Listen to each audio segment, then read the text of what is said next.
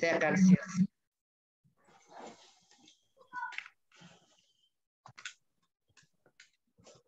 Mungkin udah bisa dilihat ya, teman-teman. Oke. Nah, kalau kita bicara ISO, ISO itu apa sih? ISO itu adalah singkatan dari International Organization for Standardization. Jadi ISO ini adalah suatu organisasi yang sifatnya global, sifatnya internasional untuk membuat suatu standarisasi. Nah, apanya di standarisasi? Ya, kita lihat dulu di sini. ISO adalah salah satu standar internasional dalam sebuah sistem manajemen untuk pengukuran mutu organisasi yang memegang peranan penting dalam mengukur bagaimana kredibilitas perusahaan yang ingin bersaing secara global dan juga merupakan salah satu cara untuk meningkatkan sistem manajemen mutunya. Jadi kalau kita lihat, ISO ini adalah suatu pengakuan secara internasional ya terhadap suatu organisasi. Nah, organisasi ini bisa bersifat perusahaan maupun organisasi non-profit ya, ataupun mungkin secara diri pribadi. Nah, cuma problemnya kalau kita mau mendapatkan sertifikasi sekarang ini ISO nggak ada yang untuk personal ya. ISO biasanya untuk perusahaan atau untuk organisasi ya. Jadi ada dua hal di sini adalah bagaimana secara eksternal kita akan meningkatkan kredibilitas kita ya dengan kita tersertifikasi dari ISO ini. Dan hal yang lain adalah bagaimana kita meningkatkan sistem manajemen mutu kita. Jadi bagaimana kita membuat suatu sistem yang baik di organisasi kita atau di perusahaan kita. Jadi ada dua hal ya, internal dan eksternalnya. Ya kan gitu ininya. Nah, tapi selama ini kan orang selalu berpikir, wah ISO ini hanya untuk perusahaan-perusahaan yang besar. Ya kan gitu ininya. Saya tidak berkata itu hal yang salah. Bahwasanya ya betul. Karena ISO ini sendiri sebetulnya bisa berlaku untuk organisasi mana saja ya, baik perusahaan, organisasi maupun sekolah, kan gitu. Seperti ya teman-teman dari sekolah Tirana ya. Mohon maaf sebelumnya saya lupa tadi menyapa di awal ya. Ya selamat bergabung teman-teman dari sekolah Tirana. Ya jadi ada pengertian ISO seperti ini. Kemudian yang kedua kita akan melihat manfaatnya.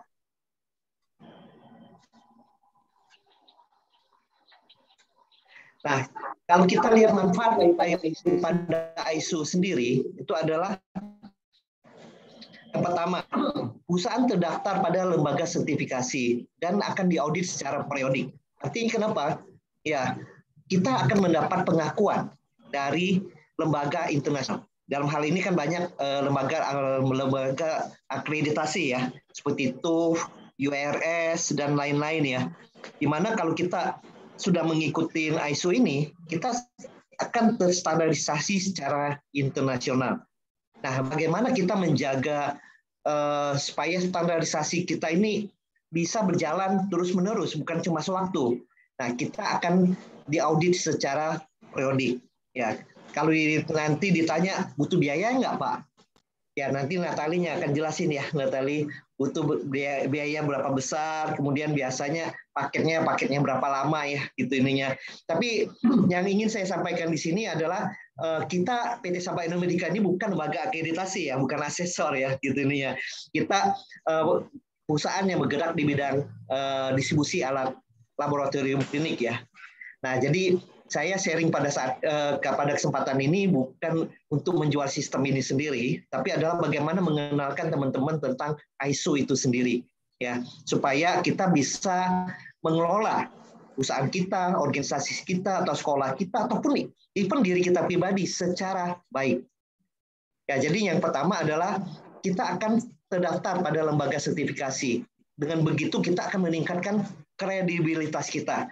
Ya, dengan demikian akan jadi manfaatnya kedua, akan menjadi pilihan utama bagi pelanggan yang akan mencari pemasok. Ya, biasanya kalau orang mau beli, oh perusahaannya udah ISO, berarti perusahaan ini bisa memberikan pelayanan yang baik, baik secara produk maupun secara servisnya ya, gitu nih. Nah, kemudian juga selain menjadi pilihan utama bagi pelanggan yang akan mencari pemasok, juga sebetulnya bisa menjadi pilihan kalau kita mencari tenaga kerja. Karena kalau bagi orang-orang yang ingin mencari kerja, biasanya kalau dia tahu lihat ini perusahaan udah ISO, artinya perusahaan ini udah tertata secara rapi, ya kan? Bukan di manajemennya dilakukan secara personal atau kekeluargaan kan gitu ininya. Karena biasanya di perusahaan yang dilakukan secara manajemen personal atau kekeluargaan, sistem itu nggak jalan. Biasanya hanya akan tergantung orang-orang tertentu kan. Ya faktor like and dislike-nya akan besar sekali. Nah, kalau di ISO ini itu sistemnya udah tertata rapi, jadi tidak tergantung pada orangnya, tapi tergantung pada sistemnya. Ya. Nah, kalau bagi perusahaan saya ada satu kelebihan lagi, kita menjadi pilihan utama bagi prinsipal. Artinya bagi perusahaan-perusahaan asing yang ingin mendistribusikan produknya ke Indonesia dan mencari perusahaan distribusi, ya mereka akan melihat dulu, PT Sabah Indonesia ini udah ISO. Artinya sudah mempunyai manajemen yang rapi. Ya makanya kita akan lebih menjadi pilihan bagi prinsipal-prinsipal kita yang calon-calon prinsipal kita yang akan mencari distributor di Indonesia. Itu yang manfaat yang kami sudah rasakan saat ini. Ya kalau dulu ya kami dari PT Sabah Indonesia ini yang harus berkelana ikut eksibisi ke berbagai penjuru dunia untuk mencari keagenan suatu produk. Tapi kalau sekarang ini, ya kita udah nggak perlu lagi untuk ikut-ikut dengan event-event seperti itu. Ya yang terjadi adalah sebaliknya. Prinsipal-prinsipal yang luar negeri itu pada mencari kita untuk minta didistribusikan barangnya di Indonesia. Jadi itulah salah satu manfaat perusahaan kita udah ISO ya ininya. Nah yang ketiga, terjadi perubahan positif dalam hal budaya mutu bagi perusahaan atau organisasi. Karena terdorong untuk mempertahankan sertifikat ISO. Jadi kalau kita bicara masalah ISO ini tidak berlaku untuk jangka pendek, tapi berlaku untuk jangka panjang. Ya bagaimana perusahaan kita ini bisa terstruktur bukan cuma dalam waktu yang pendek, tapi dalam waktu yang panjang. Nah, untuk bisa kita terstruktur dalam waktu yang panjang, artinya ya kita harus merubah budaya di dalam bekerja, ya di dalam memanage perusahaan ataupun organisasi kita.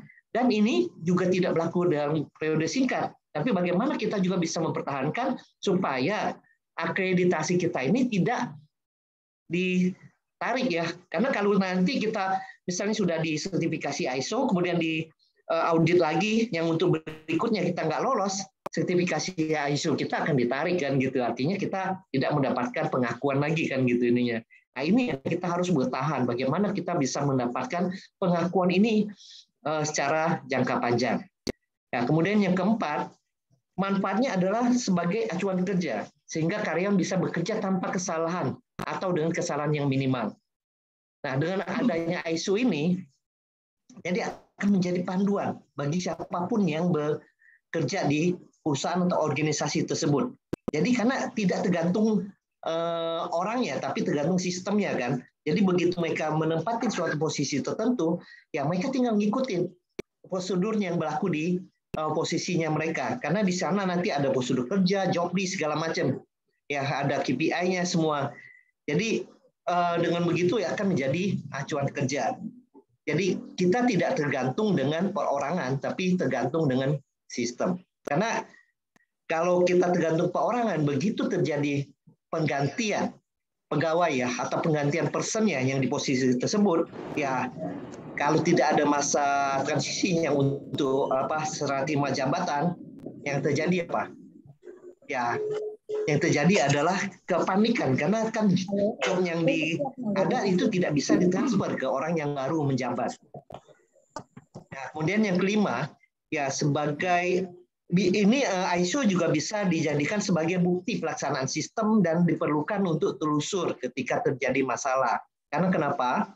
Karena di ISO ini semua apapun yang kita lakukan harus didokumentasikan. Betul ya Bu Natalia? Ini.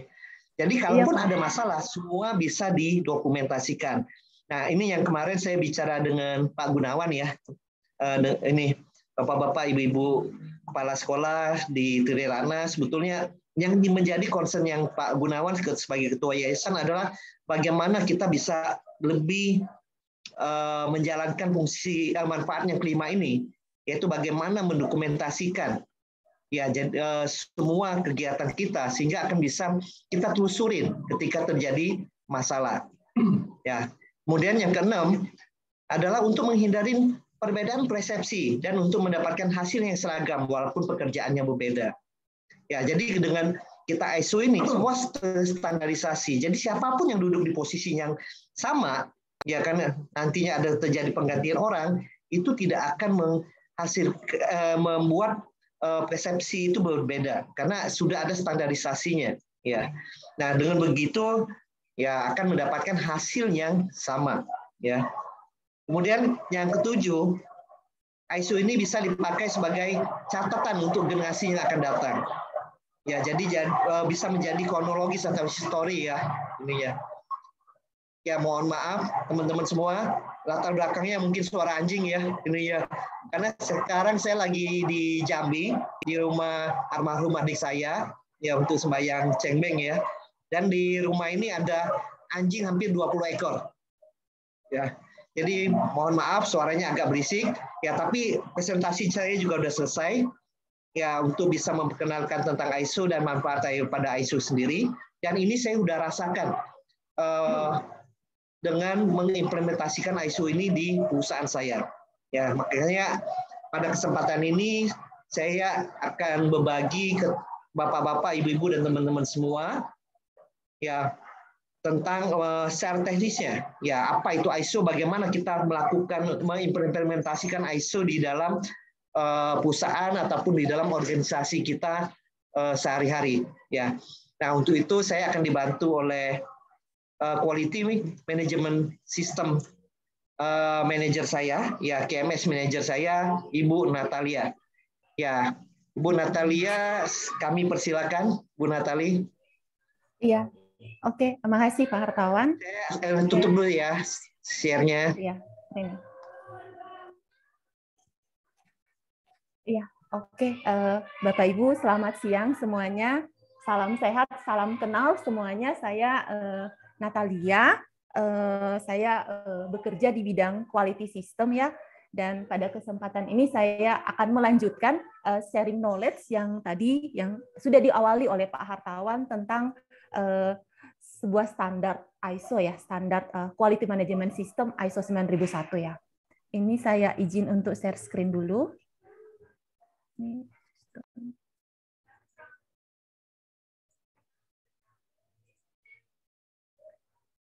Ya, pada kesempatan ini ada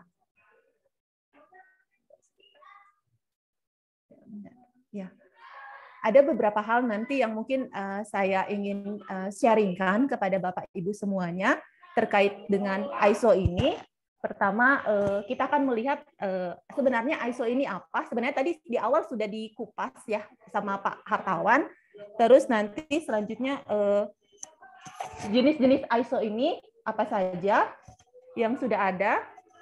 Terus nantinya kita akan melihat ya perkembangan dari salah satu standar ISO, ya ini ISO 9001 tentang Quality Management System.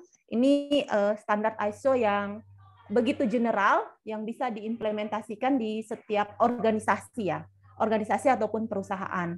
Terus ini tadi manfaat implementasi ISO tadi juga sudah dijelasin secara cukup detail sama Pak Hartawan.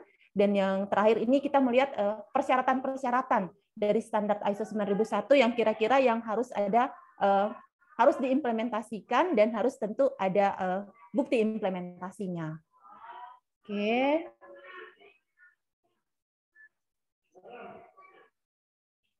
Ya, untuk ISO di sini tadi ISO merupakan salah satu merupakan organisasi International Organization for Standardization.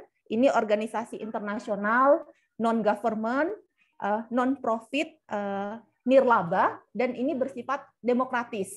Dan sebagai suatu organisasi, ini tentunya ISO memiliki keanggotaan, memiliki membernya. Nah, siapa saja yang menjadi keanggotaan dari organisasi ISO internasional ini adalah badan-badan standarisasi dari setiap negara. Jadi misalnya Indonesia, kita punya BSN, Badan Standarisasi Nasional. Nah, BSN inilah yang merupakan perwakilan Indonesia untuk menjadi anggota dari organisasi ISO ini. Kalau di Jepang itu ada Japanese Industrial Standard atau JIS. Nah, JIS ini menjadi perwakilan dari Jepang untuk menjadi anggota dari organisasi ISO. Bahkan di Denmark itu kita ada Danish Standard atau DS. Nah, DS menjadi perwakilan Denmark untuk organisasi ISO ini. Dan semua perwakilan badan standar di setiap negara itu merupakan anggota dari organisasi ISO ini. Nah, terbentuknya organisasi ISO ini ya memiliki tujuan agar nantinya akan menghasilkan sebuah standar resmi yang nanti standar tersebut akan berlaku secara internasional yang bisa nantinya diadopsi baik itu di perusahaan maupun organisasi. Nah, beberapa standar yang dikeluarkan oleh organisasi ISO ini selalu diawali dengan kata ISO di depannya. Nah, bahkan sampai sekarang ini pun organisasi ISO masih terus berperan ya untuk menetapkan standar-standar internasional yang dapat diterima dan diadopsi oleh setiap negara. Jadi tidak hanya menetapkan sebuah standar, mereka pun melakukan tinjauan, melakukan review atas standar-standar yang sudah dikeluarkan sebelumnya. Apakah masih relevan dengan perkembangan yang ada saat ini? Selanjutnya, nah ini ini beberapa standar yang diterbitkan dan mungkin sudah cukup familiar ya di lingkup internasional maupun secara nasional di Indonesia. Ini beberapa standar produk dari organisasi ISO. Pertama, ISO 9001. Ini adalah standar tentang sistem manajemen mutu atau quality management system. Terus ada juga ISO 14000. Ini tentang standar sistem manajemen lingkungan. Jadi perusahaan-perusahaan yang concern dengan lingkungan atau dengan kata lain yang produk yang dihasilkan, misalnya itu adalah chemical atau bahan-bahan yang berbahaya, yang berdampak terhadap lingkungan, nah wajib untuk comply dengan persyaratan ISO 14000. Terus ISO 22000 di sini tentang sistem manajemen keamanan pangan. Terus ada juga ISO 27000, ini tentang sistem manajemen keamanan informasi di perusahaan. Jadi kalau ada perusahaan-perusahaan yang concern dengan security informasi di dalam perusahaannya, ya dia bisa mengimplementasikan ISO 27000 ini. Selanjutnya ada juga ISO 17025. Nah, ini persyaratan untuk kompetensi laboratorium pengujian dan kalibrasi. Jadi untuk semua laboratorium pengujian, baik itu yang ada di rumah sakit, di klinik, atau lab-lab yang berdiri sendiri, nah itu harus sertifikasi dengan ISO 17025. Bahkan juga untuk laboratorium yang melakukan proses kalibrasi alat ukur, nah itu juga harus kalibrasi dengan standar ISO 17025. Selanjutnya juga ada tentang ISO Sistem Manajemen K3, keselamatan kerja. Nah, dia ISO 45000. Jadi perusahaan-perusahaan yang juga punya concern terhadap keselamatan kerja, ya mereka akan mengimplementasikan ISO 45001 ini. Kalau ini sih kebanyakan ini adalah perusahaan-perusahaan construction, perusahaan-perusahaan konstruksi, ataupun perusahaan-perusahaan oil and gas yang memang dalam pekerjaannya dia termasuk kategori-kategori yang high risk. Jadi mereka memang diwajibkan untuk memenuhi standar ISO 45001 ini tentang sistem manajemen K3. Nah, pada saat ini juga mungkin saya akan memberikan penjelasan yang lebih agak detail ya untuk persyaratan yang terkait dengan ISO 9001, sistem manajemen mutu atau quality management system, karena ISO 9001 ini yang standar yang paling umum ya, yang paling umum karena dia berbicara tentang kualitas, tentang mutu. Jadi apapun lingkup organisasi kita, perusahaan kita, pasti kita punya harapan ya agar produk yang kita berikan, agar jasa layanan yang kita berikan, nah itu ya itu yang bermutu, yang berkualitas dan juga ya konsisten untuk kualitas maupun mutunya. Oke, selanjutnya ya. Nah, ini ini gambaran perkembangan ya dari ISO 9001, di mana untuk quality management system, standar quality di sini diawali di tahun 1987. Jadi kalau ISO 9001 1987 itu merupakan kode tahun terbitnya standar tersebut. Nah, di sini di tahun 1987 ini standar ISO 9001 ketika dirilis itu persyaratan yang ada itu lebih fokus, lebih concern kepada prosedur dan inspeksi pada akhir proses atau final inspection. Jadi di sini yang menjadi konsentrasi utamanya inspection produk di akhir sebuah proses dan kepatuhan pada semua aturan-aturan proses yang berlaku secara menyeluruh. Nah, pada tahun 1994, nah standar ini lebih dikembangkan lagi. Ternyata adanya prosedur dan adanya final inspection atau inspeksi produk akhir ini dirasa masih kurang karena kesalahan-kesalahan atau ketidaksesuaian ataupun penyimpangan ini baru bisa terdeteksi, baru bisa kelihatan pada proses akhir ketika dilakukan final inspection. Makanya di sini di tahun 1994 ditambahkan lagi bahwa standar ISO 9001 di sini diberikan penekanan kepada preventive action atau tindakan pencegahan untuk menghindari adanya kesalahan atau penyimpangan yang tidak sesuai dengan standar yang ada. Nah, biasa preventive action ini diterapkan itu dalam bentuk adanya in-process inspection. Jadi sebelum produk akhir, sebelum melakukan final inspection, di beberapa proses itu dilakukan in-process inspection. Jadi pemeriksaan antara di dalam proses-proses. Nah, itu bagian dari preventive action agar mencegah produk akhirnya itu telat untuk deteksi bila terjadi ketidaksesuaian atau terjadi cacat. Selanjutnya pada tahun 2000. Nah, kalau kita lihat dari perkembangan 1987 sampai 1994, standar ISO ini lebih tepat, lebih relevan itu digunakan pada organisasi atau pada perusahaan manufaktur ya. Karena di situ ada prosedur, proses kerja, ada inspeksi ya. Nah, untuk organisasi-organisasi non manufaktur ini dirasa agak kaku, jadi agak kurang relevan gitu. Nah, makanya dengan melihat keterbatasan ini di tahun 2000 itu Technical Committee ISO itu melakukan tinjauan lagi atas standar ini dan muncullah revisi ISO 9001, revisi 2000 di tahun 2000 yang mana pada revisi ini organisasi dapat difokuskan untuk mulai memetakan bisnis proses atau lebih dikenal dengan business process mapping atau BPM.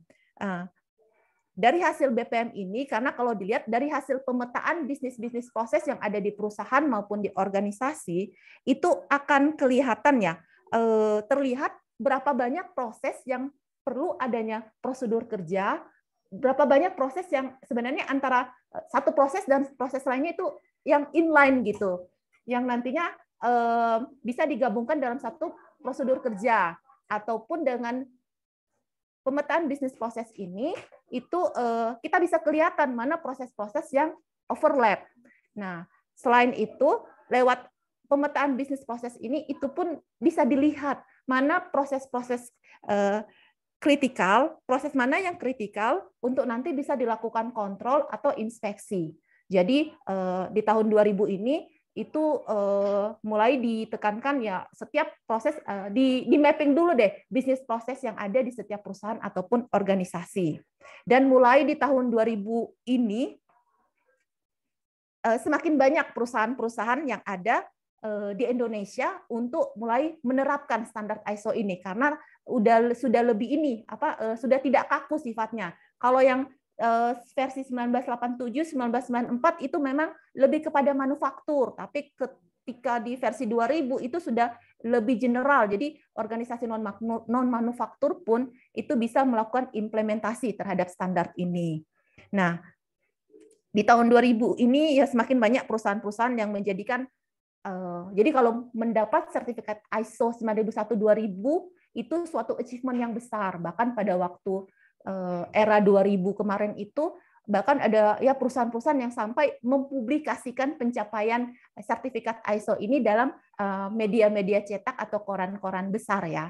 Nah, itu terus selanjutnya ya pada tahun 2008, 8 tahun kemudian ini semakin disempurnakan kembali. Jadi selain pemetaan bisnis proses bisnis, itu perlu dilihat juga, perlu dilakukan juga continual improvement, perbaikan yang berkelanjutan, peningkatan perbaikan, yang mana harapannya dengan melakukan perbaikan ini ya bisa menghasilkan produk maupun jasa yang konsisten dalam hal ini terjaga mutu kualitasnya. Dan pada era tahun 2008 ini mulai beberapa organisasi pemerintah ataupun perusahaan swasta besar yang sudah TBK yang mulai mempersyaratkan sertifikasi standar ISO 9001 bagi para mitra kerjanya atau para vendornya. Jadi di sini lebih selektif organisasi pemerintah maupun swasta dalam memilih mitra kerjanya. Karena persyaratan ISO 9001 menjadi salah satu persyaratan dalam kualifikasi awal ya ketika perusahaan-perusahaan memilih vendor untuk bermitra kerja. Selanjutnya ya ISO 9001 yang versi 2015 yang masih paling update sampai saat ini disempurnakan kembali dengan menambahkan adanya risk-based thinking atau analisa resiko pada setiap proses kerja. Dan melihat juga kebutuhan dan harapan dari pihak-pihak yang berkepentingan. Kalau versi sebelum 2015 ini lebih banyak kepada customer focus, jadi ini lebih banyak concern kepada customer ya. Tapi di versi 2015 selain concern kepada customer, ini juga dia minta agar pihak-pihak yang berkepentingan lainnya yang mempunyai dampak yang terhadap implementasi sistem mutu yang ada di perusahaan, yang ada di internal. Jadi customer ya pasti, ya mungkin juga vendor, principal, termasuk juga regulatory atau government, ataupun ya secara internal ya adanya karyawan, adanya owner. Nah itu sebagai pihak-pihak yang berkepentingan yang harus kita identifikasi apa yang menjadi need dan ekspektasinya. Dan ya sampai saat ini 2015 yang paling update yang masih ya relevan ya untuk digunakan. Oke, selanjutnya ya. Jadi dari perkembangan-perkembangan yang ada ini, beberapa perkembangan yang ada ini, beberapa fase perkembangan quality ini mungkin dapat disimpulkan bahwa quality itu merupakan suatu yang ya sangat dinamis, yang meningkat ya dengan perkembangan-perkembangan yang ada, baik perkembangan teknologi maupun kebutuhan dan harapan dari pihak-pihak terkait yang concern dengan quality. Karena saya yakin quality itu adalah suatu kriteria yang dipertimbangkan banyak orang ketika memilih atau menggunakan suatu produk dan jasa. Sehingga ya memang diperlukan suatu sistem, suatu standar ISO 9001 yang dapat membantu menggait perusahaan maupun organisasi agar dapat menghasilkan produk dan jasa yang mampu menjaga konsisten kualitinya. Oke. Nah, ini tadi manfaat implementasi ISO tadi juga sudah dijelaskan sama Pak Hartawan. Ya, pertama ya ada kepercayaan, meningkatkan kepercayaan dan kepuasan pelanggan. Ya, pelanggan akan lebih confident ketika bekerja sama dengan perusahaan atau organisasi yang sudah punya standar yang jelas. Sudah apalagi standar tersebut adalah standar internasional. Terus yang kedua ya menjamin konsistensi mutu barang jasa, terus membangun budaya improvement, continual improvement, dan memang secara pengakuan itu diakui baik secara nasional maupun internasional. Oke, nah, ini contoh sertifikasi ya, contoh sertifikasi. Ini salah satu pusat administrasi pendidikan di Fakultas UI, Fakultas Psikologi yang sudah yang berkomitmen untuk implementasi ISO 9001. Ini sudah juga ya ada standarnya. Terus ini juga salah satu organisasi organisasi sosial ya, ini YBKB ya, dalam pelayanan bidang pendidikan dan sosial. Ini juga komitmen ya organisasi untuk mengimplementasikan ISO 9001 untuk menjaga kualitas ya, menjaga konsistensi mutunya. Nah, selain itu pun ya ini ada juga contoh dari Juice, salah satu brand restoran dari PT Golden Dolp. Juice ini ya menyediakan makanan minuman yang tanpa bahan pengawet ya. Ini ya beberapa rumah sakit internasional kalau saya baca itu ya yang bekerja sama dengan Golden Dolp Juice ini.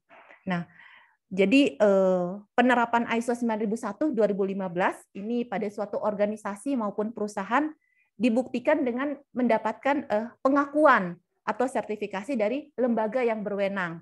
Lembaga yang berwenang ini biasanya disebut badan sertifikasi. Jadi certification body. Jadi kalau di sini misalnya ini ada TÜV Nord, ini merupakan salah satu badan sertifikasi ya di Indonesia. Terus ada juga SAI Global, yaitu salah satu badan sertifikasi yang punya otoritas, punya kewenangan untuk memberikan sertifikat ya, sertifikat ISO bagi para perusahaan atau organisasi yang sudah dinilai sudah menjalankan dan mengimplementasikannya sesuai dengan standar. Oke.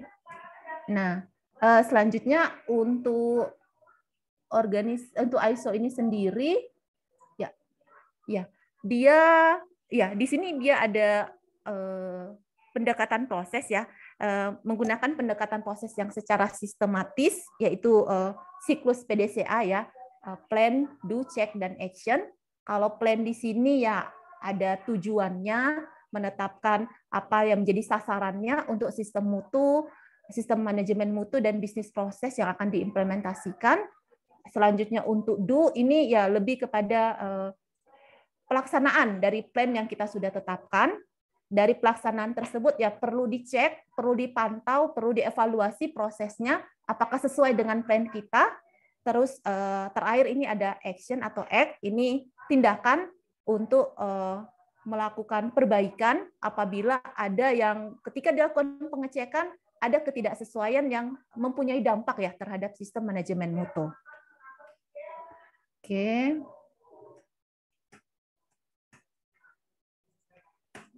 Nah, selanjutnya ini kumpulan dari persyaratan ISO 9001. Jadi ini ada 10 klausul yang memang ini merupakan isi dari persyaratan ISO 9001 Quality Management System. Pertama ini terkait dengan ruang lingkup. Jadi ruang lingkup di sini maksudnya adalah cakupan proses barang dan jasa yang akan menerapkan atau mengimplementasikan standar ISO 9001-2015.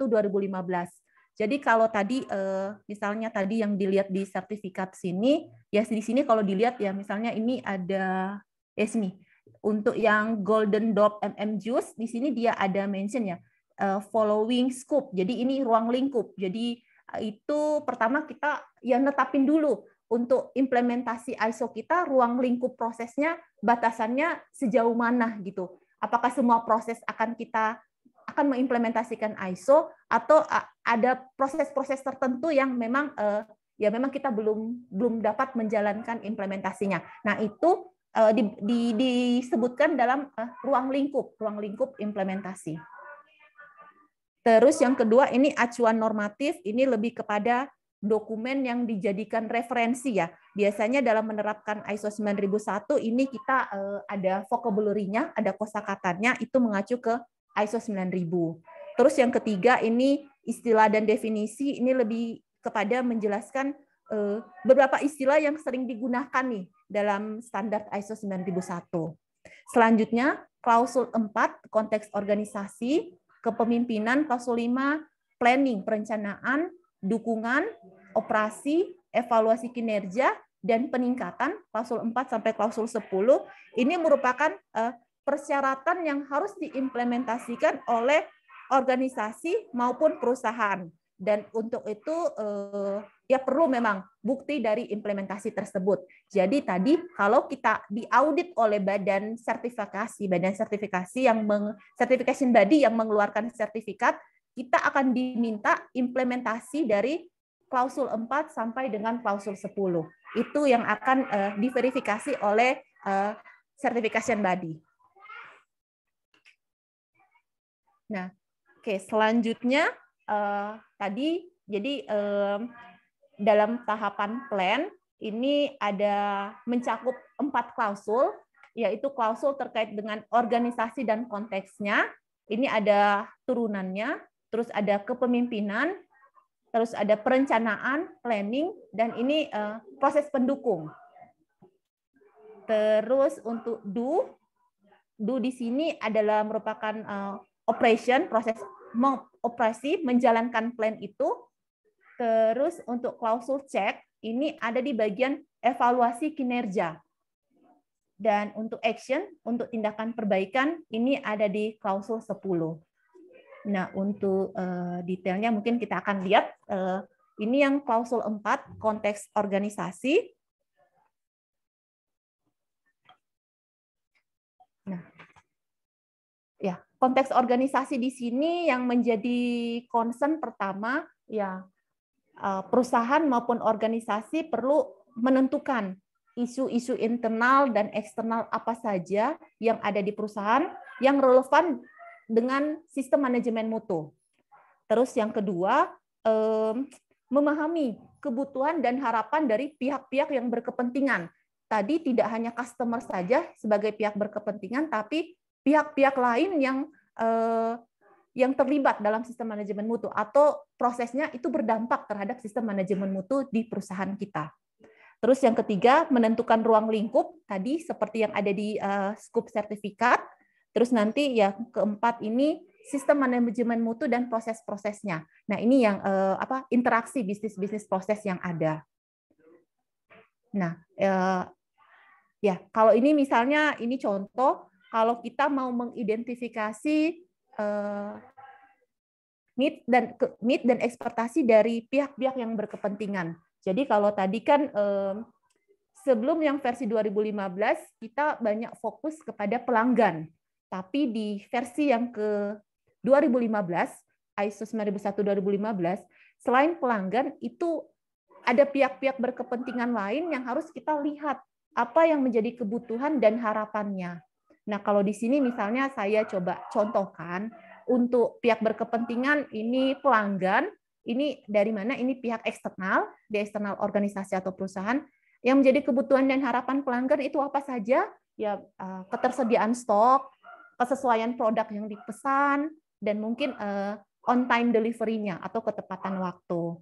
Nah, terus pihak berkepentingan berikut dari sisi pemerintah, government.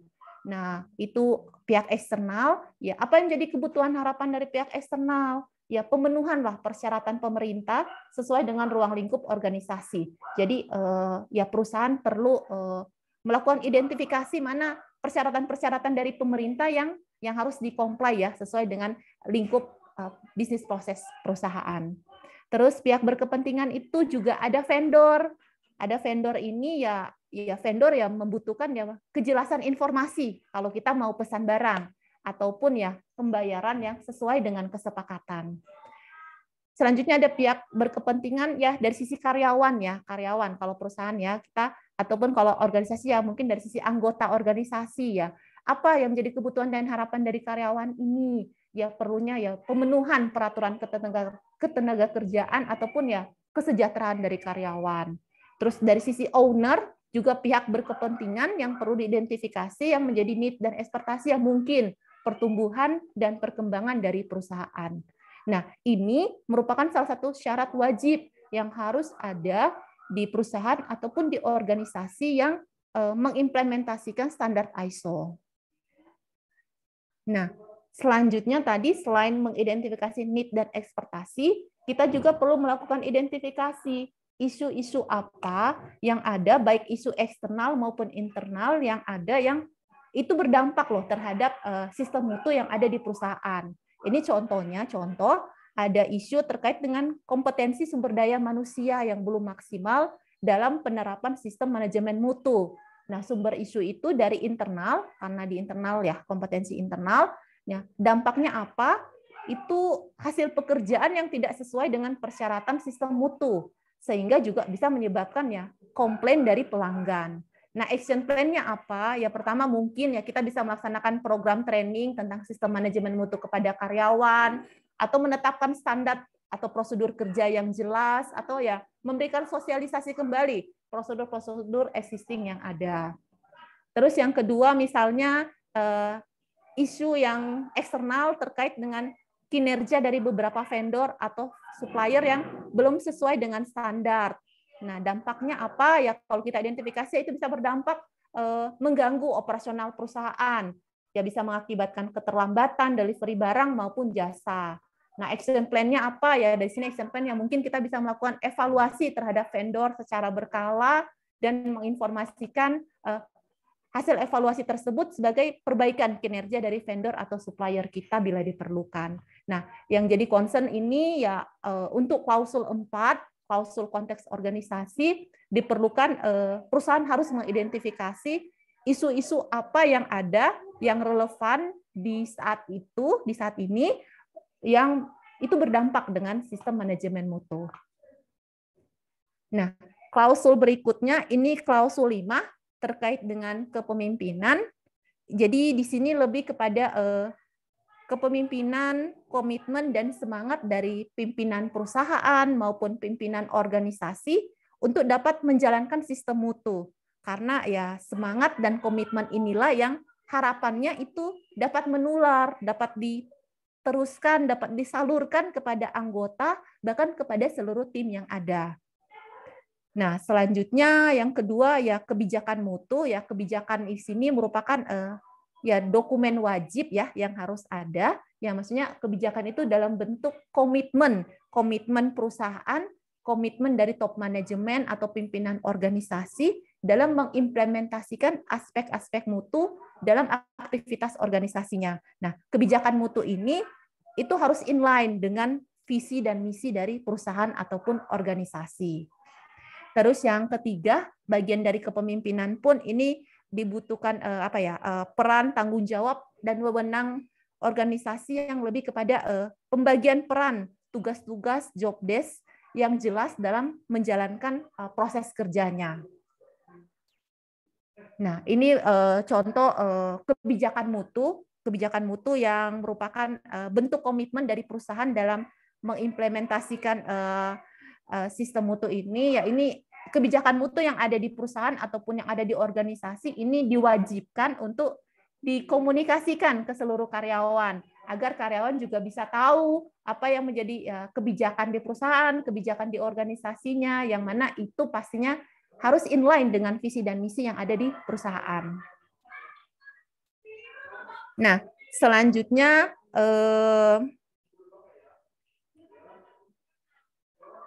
berkaitan dengan perencanaan. Nah, ini klausul yang ke-6 dari plan. Perencanaan di sini ya kita diharuskan tadi mengidentifikasi risiko manajemen risk di setiap proses bisnis. Nah, identifikasi risiko ini tadi kalau dilihat di proses perkembangan standar ISO 9001 ini yang tambahan ya di tahun 2015 di versi 2015 bahwa setiap proses diperlukan adanya identifikasi risiko. Selanjutnya selain itu klausul 6 ini pun dia berkaitan dengan menetapkan sasaran mutu dan ya target untuk pencapaiannya. Dan yang ketiga ini berkaitan dengan perencanaan perubahan. Jadi setiap perubahan-perubahan yang berhubungan dengan sistem manajemen mutu yaitu perlu direncanakan dengan baik, dan ketika dilakukan implementasi ya perlu dilihat ya apabila ada implementasi yang tidak sesuai dengan planning dalam perubahan. Nah, selanjutnya nah untuk identifikasi resiko yang merupakan persyaratan di versi 2015 ini untuk mengidentifikasi resiko di setiap proses kerja. Di sini biasanya dilakukan melalui melihat dua perspektif. Dua perspektif itu adalah pertama terkait dengan frekuensi kejadian. Jadi kejadian itu lebih kepada kemungkinan sebuah resiko dalam sebuah proses yang berjalan itu terjadi dalam periode tertentu. Jadi seberapa sering resiko tersebut terjadi. Frekuensi. Yang kedua adalah dampak. Jadi besarnya kerugian apabila resiko tersebut terjadi. Mungkin lebih gampang kalau kita melihat ke tabel resiko.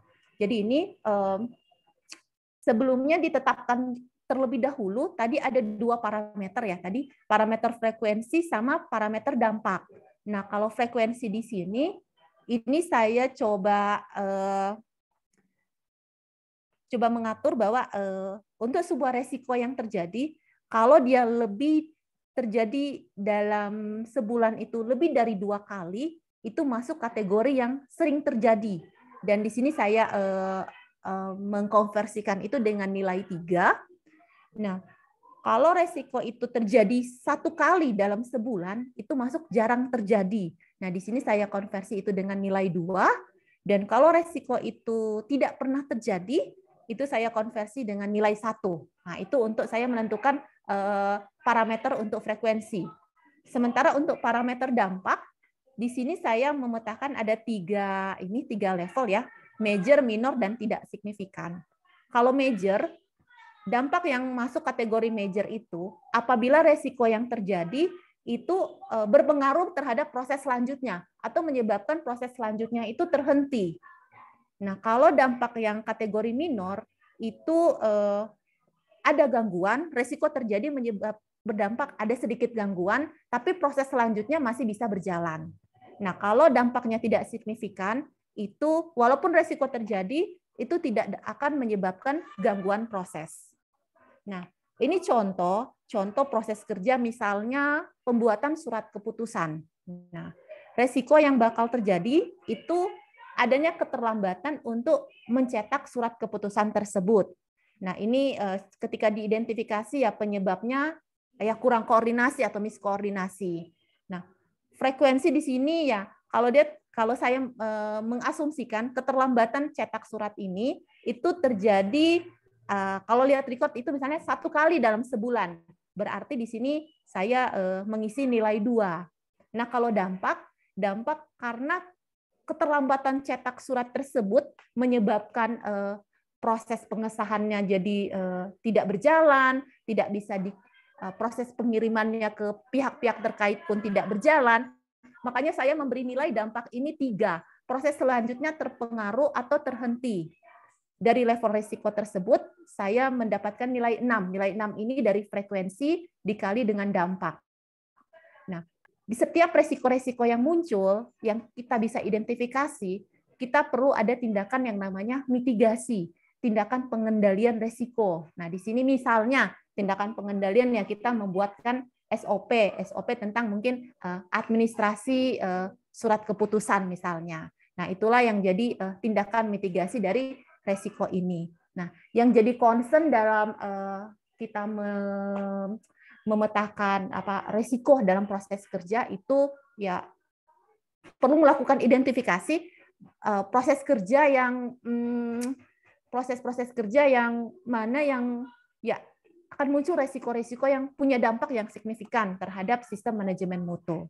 Baru setelah itu bisa dipetahkan dalam tabel resiko, baru nanti kita jangan lupa menentukan parameter frekuensi dan dampak. Nanti dari hasil assessment itu, nanti kita perlu tetapkan tindakan pengendalian atau mitigasi resikonya. Nah, selanjutnya ini ya berkaitan dengan sasaran mutu. Jadi planning tadi selain analisa resiko di setiap proses kerja, kita pun perlu menetapkan perencanaan yang berhubungan dengan sasaran mutu. Jadi sasaran mutu di sini ya adalah target, adalah goal dari suatu organisasi atau perusahaan yang ingin dicapai dalam suatu jangka waktu tertentu. Nah, ini contohnya sasaran mutu misalnya dia punya sasaran mutu untuk kesalahan melakukan rekap absensi. Nah, satuannya di sini ya berapa kali dalam sebulan, di sini dia targetnya ya 0. Jadi ya tidak bisa ada kesalahan ya di setiap bulan yang berjalan. Ya ini ya tinggal kita isi misalnya realisasinya seperti apa dibandingkan dengan target. Ataupun ada sasaran mutu berupa pelaksanaan training karyawan. Kalau di sini ya targetnya 2 dalam sebulan, ya nanti ya tinggal diisi sepanjang bulan-bulan yang berjalan itu realisasinya bagaimana. Nah, dalam menetapkan sasaran mutu ataupun goal di sini dari suatu organisasi juga kita mengenal yang namanya prinsip SMART ya, specific, measurable, achievable, relevant, dan time bound atau timely. Nah, spesifik di sini ya diharapkan ketika kita menetapkan target ya target harus jelas, harus spesifik ya. Karena kalau nggak jelas, nggak spesifik, abu-abu ya, nanti kita juga akan kesulitan untuk ya bagaimana kita mau menetapkan action plan yang tepat untuk kita bisa meraih target tersebut, achieve target tersebut. Dan kedua ya perlu measurable, perlu terukur targetnya, perlu ada satuan yang jelas. Jadi kalau sini ya kita mau misalnya training karyawan berapa kali dalam sebulan. Nah, itu merupakan contoh satuan yang perlu ditetapkan. Terus achievable ya targetnya ya harus sesuatu yang logis, yang masuk di akal. Terus ya relevan, realistis ya targetnya itu ya kalau tercapai ya harusnya itu memberikan dampak ya terhadap sistem manajemen mutu. Dan time bound atau timely di sini ya target itu ada jangka waktu yang jelas. Yang bisa diketahui kapan mulai dan kapan berakhirnya target tersebut. Tuh, selanjutnya ini klausul 7. Klausul 7 ini berhubungan dengan proses pendukung ya, proses pendukung. Jadi di sini ada 5 hal yang dicakup dalam proses pendukung ini. Ya, ini pertama tentang sumber daya, kompetensi, kepedulian atau kesadaran, terus ada komunikasi dan informasi terdokumentasi. Nah, kalau sumber daya di sini yang dimaksud adalah semua yang diperlukan dalam menjalankan aktivitas organisasi.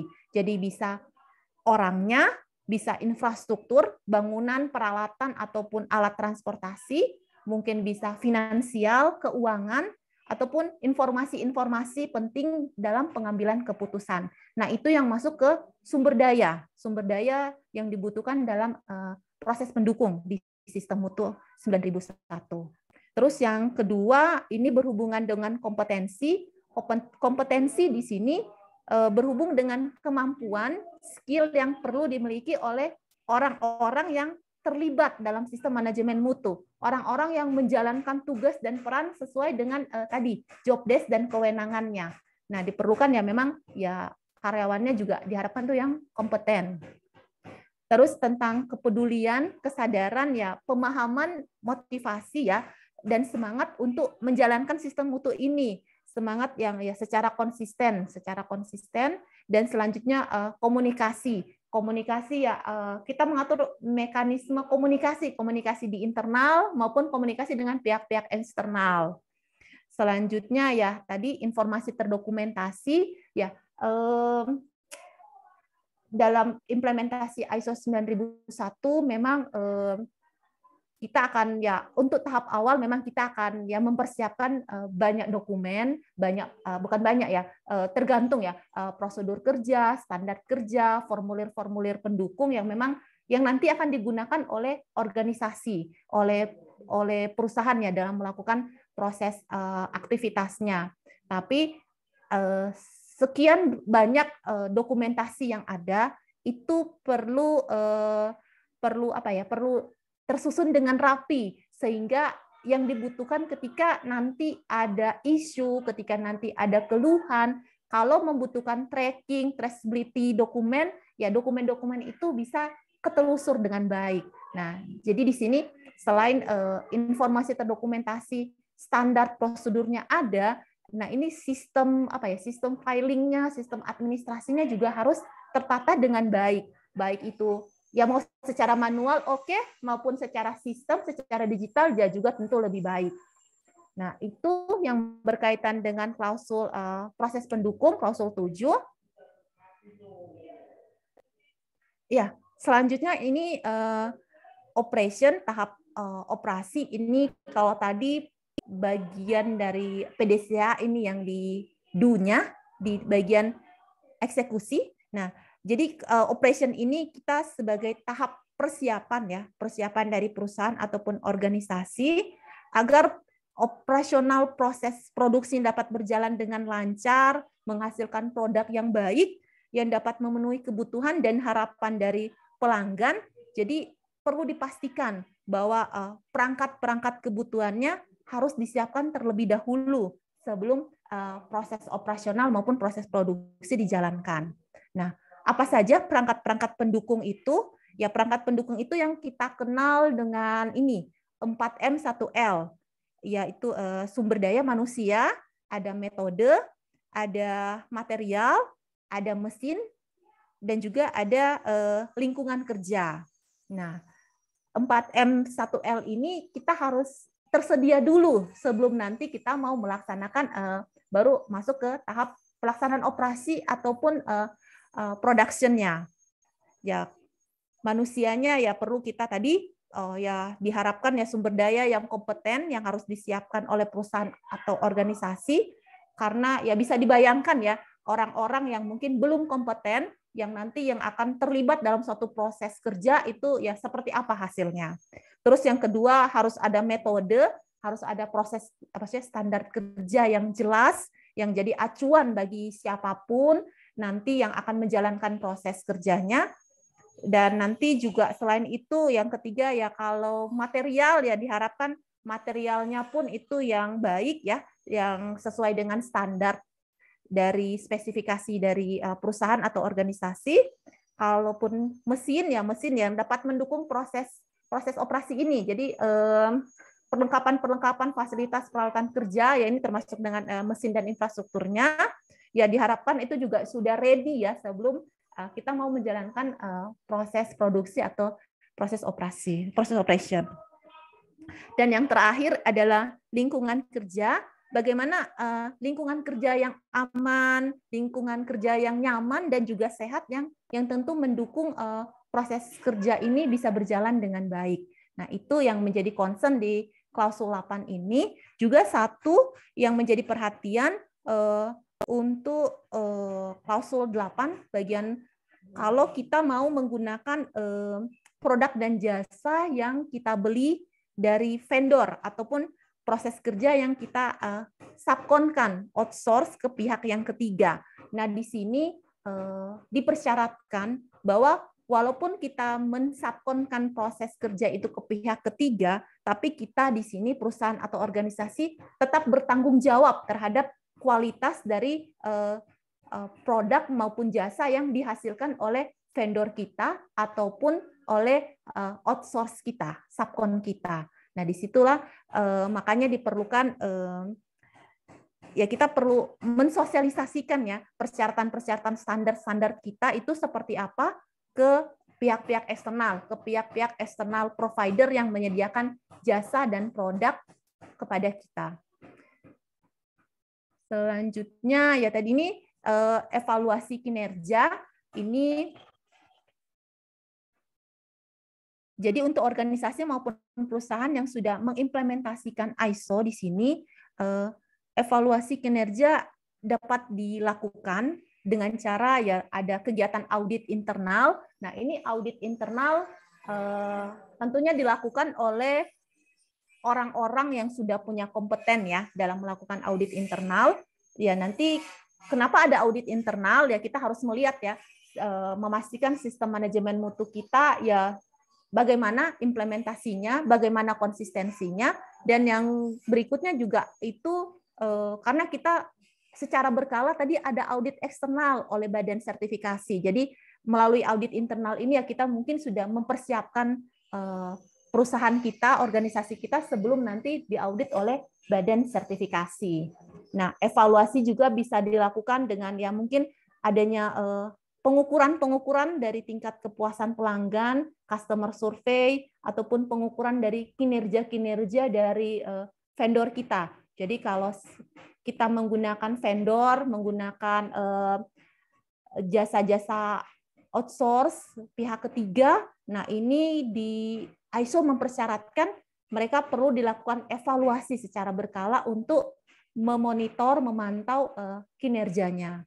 Dan evaluasi pun itu bisa dilakukan melalui tinjauan manajemen. Jadi pimpinan perusahaan, pimpinan organisasi itu melakukan pemantauan ya sistem mutu secara berkala ya 1 tahun sekali. Biasanya ini melalui kegiatan kita memberikan pemaparan ya implementasi sistem mutu yang sudah dijalankan di perusahaan kepada pimpinan perusahaan ataupun kepada pimpinan organisasi.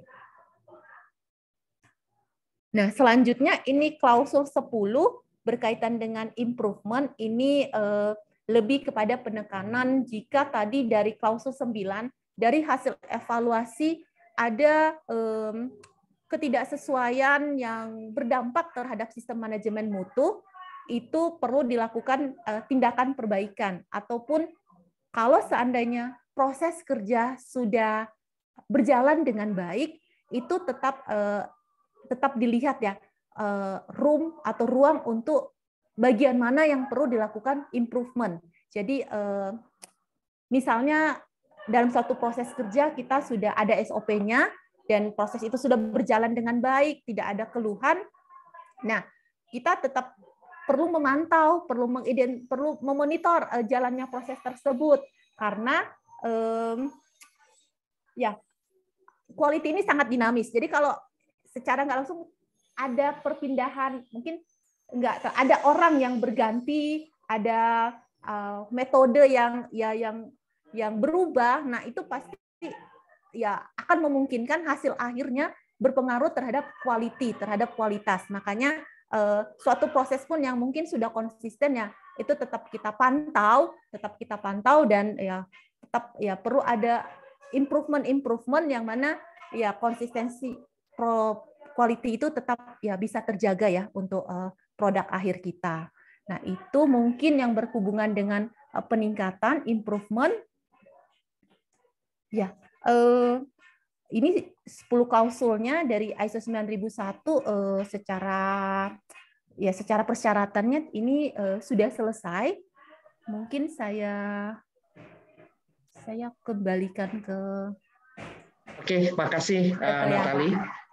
Ya, mungkin sebelum saya kembalikan ke Wahyudi ya sebagai moderatornya, yang ingin saya sampaikan di sini adalah ini kelihatannya sesuatu yang complicated ya, yang rumit kan gitu ininya.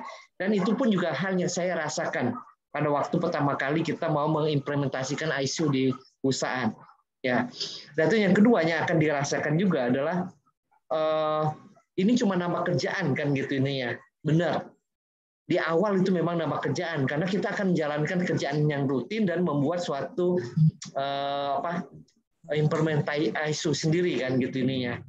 Nah, memang dua hal itu yang selalu akan kita pikirkan, oh ini complicated, kemudian nambahin kerjaan. Tapi setelah kita berjalan, ya manfaatnya akan beda sekali. Jadi yang selama ini kita mengalami kerjaan yang mungkin complicated dan ruwet, tapi dengan ada keteraturan sistem ini, ya akan memberikan hasil yang lebih baik, komunikasi yang lebih baik antar departemen. Ya, jadi ya menurut saya sih ini yang bisa kita implementasikan ya, baik di perusahaan maupun di organisasi. Ya, karena tadi seperti yang disampaikan oleh Natali, bahwasanya kan untuk ISO ini kan semua dimulai dari kebijakan atau sasaran kebijakan. Nah, yang awalnya dimulai dari visi misinya kan, betul ya Natali, visi misi iya, Pak, dari perusahaan ataupun organisasi yang nanti diterjemahkan ke kebijakannya. Ya, kemana kita mau melangkah, yang nanti baru ini turunkan lagi ke sasaran mutunya kan. Nanti dari sasaran mutu ke SOP, kemudian dari SOP nanti turun ke KPI ya, Natali ya, gitu ya. Ya, sesuai dengan sistem PDCA ya, plan, do, check, dan action. Jadi sebetulnya plan ya kita memang segala sesuatu harus kita rencanakan. Kerja ini kan, kita membangun perusahaan juga harus kita rencanakan, bangun organisasi juga kita harus rencanakan. Nah, kalau saya pribadi berpikir, even untuk membangun diri pribadi pun harus kita punya perencanaan, betul nggak? ininya. Karena banyak orang yang tidak merencanakan kehidupannya sendiri kan, berjalan dengan rutinitas kan. Nah, kalau kita udah punya plan, langkah kedua adalah do. Ya harus ada actionnya dong. Bagaimana kita melakukannya kan gitu. Ya baik perusahaan, perorangan maupun organisasi, ya seharusnya melakukan seperti itu, plan dan do. Kemudian langkah ketiga adalah cek. Bagaimana kita mereview ya, menganalisa apa yang sudah kita lakukan nih sesuai nggak antara plan dan yang kita lakukan kan gitu nih ya. Nah kalau ternyata itu ada gapnya baru kita lakukan action. Action ini sebetulnya kalau kita bicara itu corrective action ya. Jadi ininya bagaimana kita melakukan langkah koreksinya kan gitu ininya. Jadi dengan begitu kita akan selalu bisa merencanakan hidup kita, melakukan hidup kita, mereview hidup kita dari waktu ke waktu ya, maupun organisasi dan perusahaan. Nah, tadi juga yang disampaikan, bahwasanya tujuan daripada ISO ini kan ada dua. Yang pertama adalah untuk meningkatkan kredibilitas. Ya, yang kedua adalah untuk kerapian sistem itu sendiri, baik perusahaan, perorangan maupun organisasi maupun ya kalau kita mau implementasikan itu untuk perorangan ya kan gitu ininya.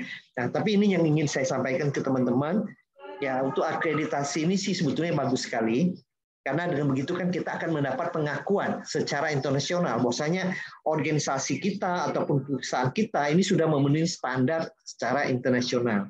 Tapi ya mungkin yang jadi pertanyaan teman-teman, ya ini organisasi saya kan masih kecil, belum besar kan gitu ininya. Ya kemudian biaya juga mungkin masih belum mencukupi secara finansial kan gitu ininya. Ya setidaknya sharing yang dilakukan pada siang hari ini adalah mungkin poin yang kedua, bagaimana kita bisa belajar untuk merapikan suatu manajemen ya, baik manajemen perusahaan, organisasi maupun pribadi kan gitu ini ya. Nah kalau memang kita mempunyai finansial yang cukup ya dan kita sudah menerapkan itu ya, kita bisa melakukan sertifikasi. Ya, dengan begitu kita bisa menunjukkan bahwasanya betul-betul kita ada pengakuan secara internasional terhadap sistem manajemennya kita. Mungkin Natali bisa diinform biasanya sertifikasi ini tadi selain dengan yang akan disertifikasi ini kan bisa skopnya kecil, sedang maupun besar ya. Nah, biasanya biayanya berapa Natali lebih kurang? Iya, jadi memang untuk sertifikasi itu memang harus harus kita pakai badan sertifikasi ya, badan sertifikasi yang qualified ya. Banyak kok di Indonesia itu banyak badan sertifikasi ya, dan memang proses ya dia akan memberikan rate itu tergantung ya proses yang mau disertifikasi itu lingkupnya seberapa besar gitu cakupannya. Nah biasanya itu jadi kalau badan sertifikasi itu pertama dia tahap awal dia akan memberikan akreditasi dulu, jadi memberikan sertifikat dulu kalau seandainya dia menilai kita bahwa organisasi kita sudah mengimplementasikan ISO sesuai dengan standar, walaupun perlu perbaikan, tapi secara implementasi ya dia sudah memenuhi. Nah biasa itu akreditasi itu untuk akreditasi awal itu ya sekitar 30-an juta ya untuk budgetnya. Terus setelah akreditasi, badan sertifikasi pun perlu memastikan kalau implementasi yang dia sudah sertifikasi itu apa proses berjalannya itu konsisten atau enggak. Jadi jangan sampai ya setelah kita sudah sertifikat ya sudah selesai nih tujuan kita. Jadi ya kita sudah tidak menjaga konsisten implementasi sistem kita. Dia akan melakukan yang namanya surveillance audit. Nah, surveillance audit ini biasanya setahun sekali, setahun setelah proses akreditasi dilakukan. Nah, itu biasanya itu sekitar ya 50% dari biaya akreditasinya, Pak. Itu. Jadi surveillance. Nah, surveillance ini dilakukan 2 kali. Jadi misalnya tahun 2022 ini akreditasi. 2023 dia melakukan surveillance pertama, 2024 dia surveillance yang kedua. Setelah cycle itu selesai, baru dia masuk lagi nanti ke akreditasi lagi, perpanjangan sertifikat lagi, ya dengan biaya yang baru lagi. Mungkin ya, jadi biayanya cukup besar teman-teman. Ya karena untuk akreditasi itu berlaku 3 tahun, kemudian yang 2 tahun diantaranya itu ya namanya surveillance ya ininya. Ya dan biayanya tidak sebesar biaya akreditasi. Jadi kalau kita mampu dan kita ingin menunjukkan kredibilitas perusahaan kita, why not ya kan gitu ininya. Tapi kalau enggak, ya paling enggak dari sharing siang hari ini, kita belajar bagaimana untuk merapikan suatu manajemen, ya baik itu perusahaan, organisasi, ataupun juga manajemen pribadi ya. Ininya. Itu yang yang dapat kami sharing. Terima kasih Natali atas sharingnya. Dan saya kembalikan kepada Wahyudi. Silakan, Bro Wahyudi. Oke, thank you Bu Natali dan thank you Pak Tawan untuk berbaginya kepada kita. Dan sekarang kita boleh, kalau teman-teman ada yang mau bertanya terkait dengan ISO ini, silakan ya, boleh ketik atau di open mic. Oke, sambil nunggu pertanyaan dari teman-teman Pak Tawan, kayaknya saya tanya duluan ya. Jadi terkait dengan penggunaan terkait dengan ISO ini, tadi kan Pak Tawan sempat mengatakan bahwa kalau misalnya di keseharian, kalau misalnya buat yang organisasi yang memang masih kecil, yang masih belum dapat menuju ke sana gitu. Nah, terus kemudian dari implementasi ini, dari Kuatawan setelah berapa tahun ini, efek selain inilah, selain dari mendapatkan orderan dari misalnya dari prinsipal lebih gampang atau apa efek lain dari yang Kuatawan dapatkan gitu, dengan implementasi ISO ini? Oke, terima kasih Bro Wahyudi. Ya tadi seperti yang saya sampaikan, bahwasanya kita sudah mengimplementasikan ini mulai tahun berapa Natali? 2017 Pak. Ya, kita udah mengimplementasikan ISO ini dari tahun 2017. Berarti kan udah 5 tahunan ya, itu kita mengimplementasikan.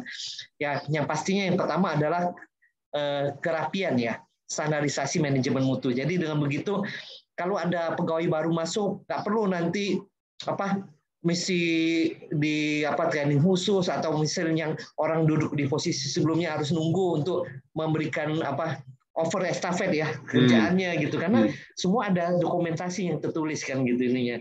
Itu yang pertama. Yang kedua ya, yang tadi seperti saya sampaikan adalah kredibilitas. Buat dimana ya dengan kita udah ISO ini banyak sekali perusahaan-perusahaan luar negeri yang mencari kita, ya kan gitunya, untuk bisa bekerja sama dengan kita. Dan satu lagi yang nggak kalah pentingnya, Bro Wahyudi, adalah sebetulnya dengan kerapian sistem ini, ya itu bisa menjadi salah satu exit way bagi saya ya sebagai founder perusahaan untuk bisa nantinya menyerahkan perusahaan ini ke profesional, ya kan gitu ininya. Karena dengan begitu kan semua sistem udah berjalan kan, udah nggak, ya kita sudah nggak perlu ya ininya kan gitu ininya. Karena kalau pensiun dini, betul. Karena kalau awal sudah pastinya kan kita yang akan kayaknya semua pemikiran dari kita harus kontrol sendiri kan gitu ininya kan. Jadi semuanya kayak jadi one man show kan gitu ininya. Tapi dengan sistem yang ada, ya mudah-mudahan ini sudah semua bisa terbagi, otoritasnya terbagi, semua sistem kontrolnya juga bisa berjalan satu sama lain kan gitu ininya. Ya mungkin ini kalau bagi saya pribadi adalah saatnya nanti saya untuk bisa pensiun ya dan mencari profesional yang untuk bisa menjalankan perusahaan saya ini gitu ininya. Itu sih salah satu tujuan saya juga mau implementasikan ISO ini gitu ininya. Tapi Natali jangan ngomong-ngomong ya. Nggak bercanda. Ini ada pertanyaan dari Ko Agus nih. Kayaknya lebih ke Bu Natalia dulu ya sebelum ke Kuatawan. Jadi artinya memungkinkankah kita melakukan implementasi kualitas mutu ISO ini sebelum mengambil akreditasi? Jadi sehingga walaupun belum ISO tapi kita sudah confidence dengan mutu manajemen kita. Oh ya, oke, saya coba jawab ya Pak ya. Ya, jadi sebenarnya sebelum kita mau mengundang badan sertifikasi untuk menilai implementasi sistem kita, kita memang harus sudah punya implementasi jalan dulu Pak, minimal 6 bulan atau ya setahun lah. Ya, karena nanti ketika mereka datang mengecek, mereka misal oke, kita punya prosedurnya, tapi yang mereka cek bukan cuma prosedurnya, implementasi dari prosedur itu seperti apa gitu. Jadi memang harus sudah diimplementasikan dulu gitu. Oke. Iya. Jadi nggak langsung tiba-tiba manggil sebelum kita yakin dengan kita punya kualitas manajemen, terus kita minta disertifikasi, ya itu nanti akan ini langsung nggak lulus gitu ya. Iya, ntar ini biayanya kita bayarnya 30 juta sia-sia. Iya, Pak. sayang biayanya, Bro Wahyudi. Biasanya kan kita memang sebelum akreditasi kita udah rapikan ini kan, kita sudah ada konsultannya dulu ya. yang akan merapikan semua sistem kita yang ada. Kemudian juga kita akan implementasikan. Ya, setelah kita implementasikan dan nanti kita ada audit internal yang sudah audit bahwasanya semua sistem kita itu udah berjalan baik, baru kita mengundang asesornya ya di badan sertifikasinya. Ya, jadi kita harapkan nanti waktu kita di assess ya di akredit ini kita udah bisa lulus kan gitu, nggak buang biaya cuma-cuma kan gitu ininya. Nah, kalau kita seandainya nanti udah lulus, ya bagaimana kita mempertahankannya kan supaya nanti 3 tahun lagi sertifikasi ini nggak dicabut, ya kan gitu ininya. Itu sih. Oke, ini ada pertanyaan lanjutan nih dari Ko Agus. Biaya konsultannya berapa gitu? Ko Agus mau jadi konsultannya nih. Ya, tadi seperti yang disampaikan Natali ya, sebetulnya kalau kita bicara biaya konsultan ya, tergantung skopnya. Ya kayak seperti kita di PT Sabah ya, waktu awal kita skopnya cuma 2 bidang ya Natali ya, distribusi. Produknya ya, 2 produk ya cuma Pak. Di distribusi atau ini. Dengan skop yang kecil, ya otomatis biayanya juga akan kecil ya ininya. Tapi kalau skopnya besar ya akan semakin membesar biayanya. Ya.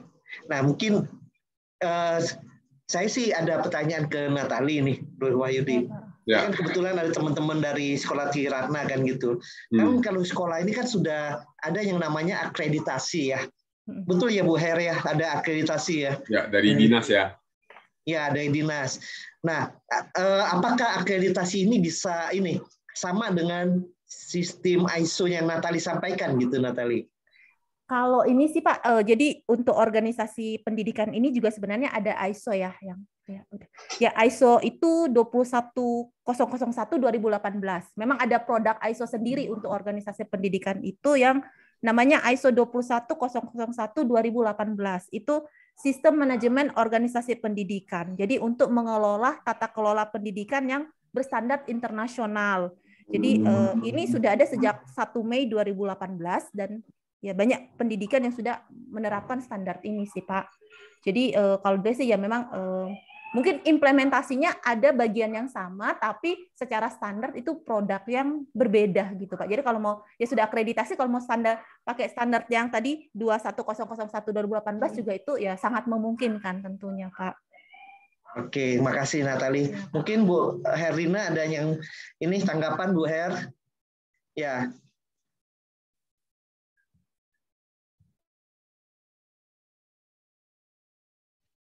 Halo, selamat siang, Namo Buddhaya. Namo Buddhaya. Ya, ini juga mungkin jadi pertanyaan teman-teman di sini juga. Kita kan semua sekolah sudah akreditasi A. Itu secara Badan Akreditasi Nasional yang disetujui oleh pemerintah dengan 8 standar pendidikan. Nah, yang jadi pertanyaan juga dari 8 standar pendidikan ini, yang match-nya mana gitu. Bisa jadi indikator yang ada di dalamnya itu berbeda. Nah, ini kalau indikator yang ada di dalamnya berbeda, berarti kan ada persiapan khusus yang perlu dilakukan oleh sekolah supaya bisa ikut ISO 9001 ini gitu, Pak. Ya, karena ini juga mungkin sudah banyak sekolah yang ikut ISO, tapi buat Triratna sendiri ini akan jadi satu pengalaman baru, Pak Hartawan. Ya, jadi kami hanya perlu melihat gitu koneksinya dari 8 standar yang sudah ditetapkan oleh pemerintah dengan standar tadi yang internasional itu lebih kurang isinya sama, apa beda tambahannya di mana gitu. Karena kan mungkin ada beberapa, karena ini kan pasti paper assessment ya, berarti ada dokumen-dokumen yang perlu disiapkan oleh kami dan dokumennya kan harus otentik juga ya gitu ya. Jadi ini mungkin yang akan jadi PR nih buat teman-teman di sini, kepala sekolah dan juga tata usaha ya, supaya ini menjadi siklusnya kan dinilai terus ya, karena ada surveillance tadi ya, ada berarti kan ada pengecekan ulang lah, boleh dibilang begitu. Betul. Berarti ini kan harus ada kontinuitas yang dimana ini sekolah harus memastikan bahwa itu berjalan gitu, bukan hanya untuk ISO saja gitu. Nah, ini mungkin jadi jadi pengetahuan tambahan, kalau misalnya memang ada yang akan membimbing sih jauh lebih enak Pak Hartawan. Gitu. Jadi kami juga nggak ngeraba-raba. Oke, terima kasih Bu Her ya. Mungkin terima kasih, teman-teman Mas Yang. sebagai informasi ya, Kirana ini sudah terakreditasi dengan nilai A. Ya, jadi sekolah yang udah baik sekali ya gitu nih ya. Tapi ya tadi seperti yang disampaikan oleh Bu Natali ya, ininya apakah akreditasi dengan ISO ini sama? Ya ini kan dua hal yang berbeda ya. Kalau kita bicara akreditasi ini kan dari Badan Standarisasi Nasional ya ininya. Nah kalau ISO mungkin skalanya aja yang beda ya, Natali. Iya Pak, ya karena ya kalau yang tadi ISO dia mungkin standar yang internasional ya, berstandar internasional ya, dia secara general ya. Mungkin kalau yang tadi yang 9 persyaratan tadi ya mungkin ya spesifik, iya itu spesifik ya. Kalau bisa ini sih sama sih Pak. Kalau tadi kan salah satu standar ISO kan ada ISO 45000 ya tentang sistem K3 ya, sistem keselamatan kerja ya. Di Indonesia pun punya yang namanya SMK3, Sistem Manajemen Keselamatan Kerja, sama K3 juga.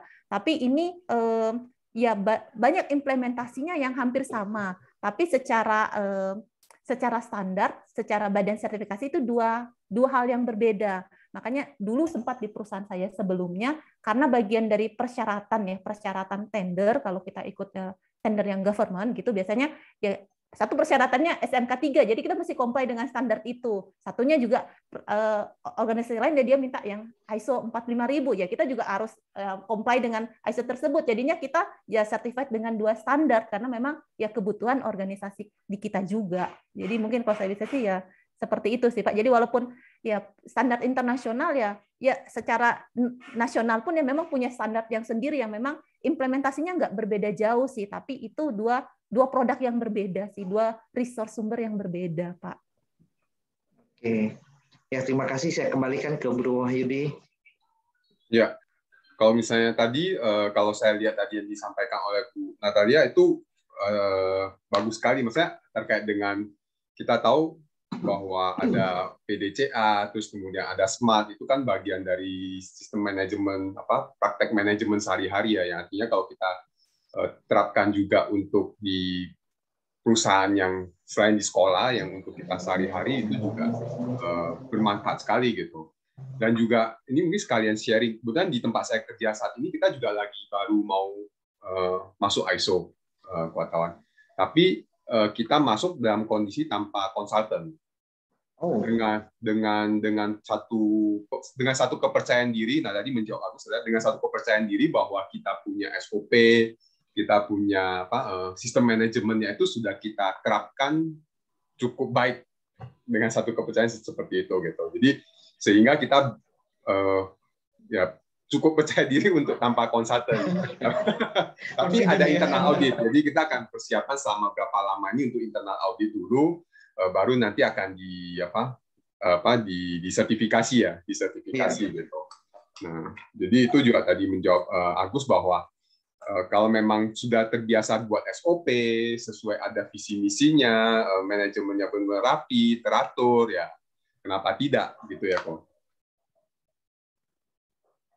Gitu. Ya, semoga lulus ya, Bro Wahyudi, sertifikasinya ya. Ya. Cuman, nah ini mau nanya Bu Natalia juga gitu, kebetulan ya. Maksudnya kan satu hal yang saya tadi yang wartawan juga udah katakan gitu, kelihatannya ribet. Memang waktu awal dikasih training itu ya begitu duduk kayak saya langsung gila, gue perlu kerjain sebanyak ini dokumennya.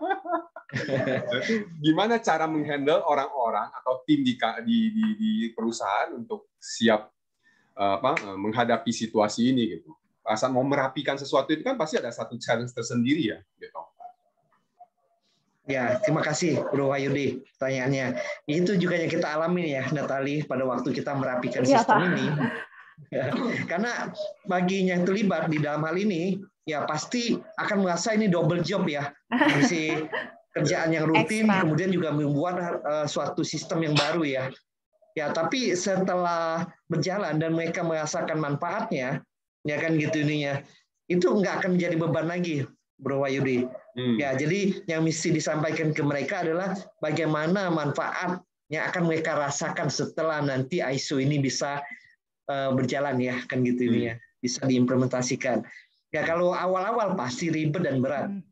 Ya betul ya Natalia. Iya benar Pak, itu awareness itu challenge tersendiri juga sih untuk dibangun ya di semua organisasi ya, karena mereka mungkin mungkin dari nggak awam dengan ISO, tapi mau sertifikasi perusahaan ini ya dengan sertifikasi malah kok ya tadi jadi nambah dokumen, jadi nambah penyimpanan file, jadi numpuk, jadi banyak yang harus dikontrol. Nah itu memang challenge ya di setiap kita awal memulai untuk proses sertifikasi. Tapi memang sih nanti jangan lihat saat itu, tapi lihat nanti ya 2-3 tahun ketika sistem itu sudah berjalan, sudah terbentuk. Nah itu ya akan secara otomatis gitu orang-orang ya ada perpindahan orang pun di dalam organisasi ya itu nggak akan kayak misalnya pincang gitu ya, mungkin organisasi langsung ini enggak, karena ya sistem. Baru waktu itu dia ngomong untung, waktu itu kita lakukan gitu ya. Jadi setelah 2 tahun dia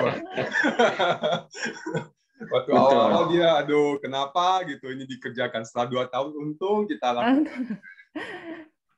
Jadi ini proses jangka panjang ya, artinya satu mindset yang perlu kita pahami bahwa ini juga memang akan kesannya capek di awal karena kita belum terbiasa rapi kan ya.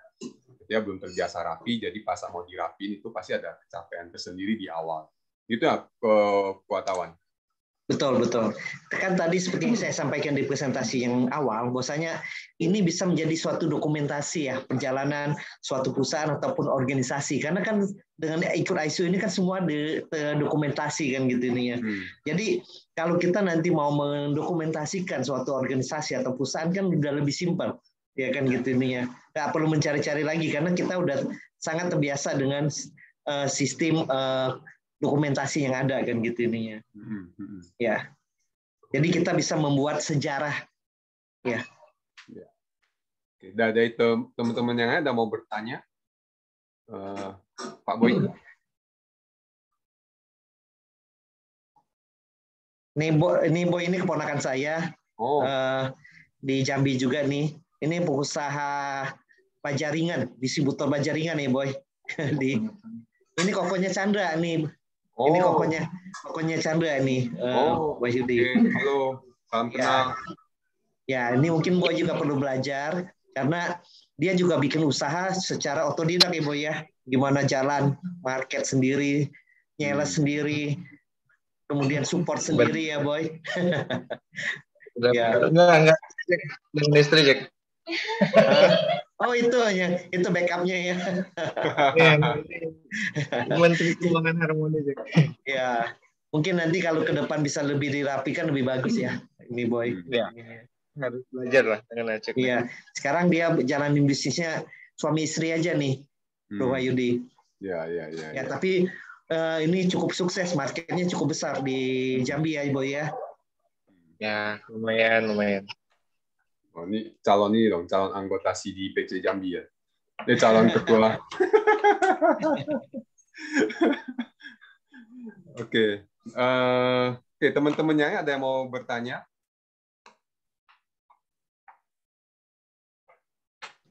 Nah, mungkin kalau nggak ada pertanyaan, saya coba bertanya balik ya. Kira-kira kalau menurut teman-teman di organisasi, ya ISO ini bisa nggak diimplementasikan di suatu organisasi sosial atau organisasi non-profit? Ya, kayak CD gitu misalnya. Ya, seperti CD gitu ininya. Kira-kira mungkin nggak untuk kita implementasikan gitu ininya? Artawan, Bapak Ibu, kita izin live duluan ya, Pak. Terima kasih. Selamat siang. Oke, terima kasih teman-teman dari Tirana, ya Bapak-bapak, Ibu-ibu dan kepala sekolah ya semuanya. Ya juga dari TU, ya mungkin udah capek dari meeting dari pagi juga ya. Terima kasih atas kehadirannya. Ya mudah-mudahan apa yang di-sharingkan siang hari ini bisa memberikan manfaat juga gambaran kepada Bapak-bapak, Ibu-ibu semuanya ya. Dan mudah-mudahan nanti kita akan bicarakan dengan Pak Gun, Pak Agus ya. Kira-kira bagian mana sih yang bisa kita implementasikan di sekolah Kirana kita ya. Terima kasih semuanya ya. Selamat siang. Namo Buddhaya. Namo Buddhaya. Oke, teman-teman yang lain ada yang mau menjawab tadi pertanyaan dari wartawan terkait dengan bagi misalnya kita yang aktif di organisasi ya, organisasi non-profit gitu, bagaimana kita dapat menerapkan hal ini gitu.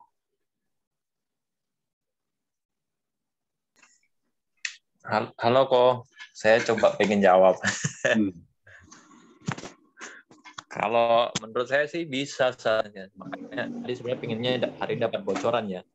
Kayak apa aja yang di tes, yang diuji coba apa saja. Jadi mungkin nanti bisa jadi masukan buat CD. Kita apa yang bisa diterapkan. Jadi waktu ya sebenarnya kita punya mutu yang sama dengan ISO tapi cuman pasti ada kekurangan karena kan semuanya tidak profesional. Paling kalau yang menurut saya yang bisa adalah organisasi yang bentuknya profesional, misalnya yayasan sosial. Itu kan semuanya sudah bekerja di situ, semuanya fokus di situ, dan bahkan mendapatkan income di situ. Jadi saya rasa kalau organisasi yang seperti itulah yang pasti bisa mendapatkan atau menerapkan ISO itu. Sedangkan kalau organisasi seperti CD ya mungkin hanya manajemennya, tapi tidak sepenuhnya bisa menerapkan manajemen mutu seperti ISO, karena kan masing-masing punya fokus yang cukup berbeda kan, banyak juga fokusnya. Jadi akan sangat berbeda mungkin. Tapi kalau yang yayasan misalnya yayasan sosial atau yayasan yang memang punya fokus tersendiri kayak bahasanya apa ya? Yayasan yang didanai oleh satu company gitu kan. Nah, itu bisa menerapkan ISO ini.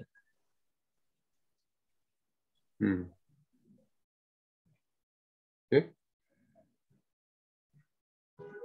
Ya, oke. Thank you, Bro Agus. Ya. Jadi tadi seperti yang saya sampaikan di awal bahwasanya ya dua hal ya.